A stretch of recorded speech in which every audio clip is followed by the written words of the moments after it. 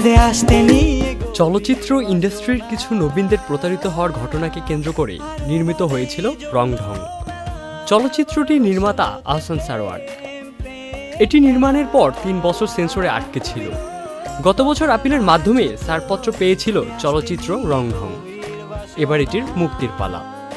সিনেমার অভিনেতা স্বাধীন খসরু নিশ্চিত করেছেন আগামী ৮ নভেম্বরে সারা দেশের প্রেক্ষাগৃহে মুক্তি পাবে সিনেমাটি। এই সিনেমার ২টি গান ইতিমধ্যে ইউটিউবে মুক্তি পেয়েছে।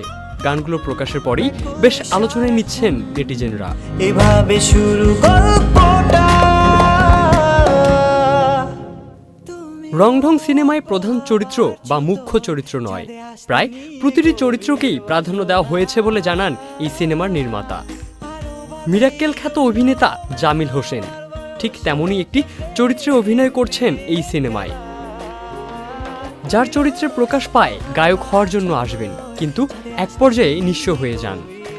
রংঢং সিনেমার বিভিন্ন চরিত্রে অভিনয় করেছেন তারিক আনাম খান, আরমান পারভেজ মুরাদ, লুৎফর রহমান জস, সিরাজ জামান, ফারুক আহমেদ, স্বাধীন খসরু, ডাক্তার এজাজুল ইসলাম, শবনম পারভিন, প্রাণ রায়, সোমা ফেরদৌস, রাকিব হোসেন ইভান, মাখনুন, সোহেল মণ্ডল, আমিন আজাদ সহ আরও অনেকেই। চলচ্চিত্রটিতে সঙ্গীত পরিচালনা করছেন মুরাদ নাসের বাবু।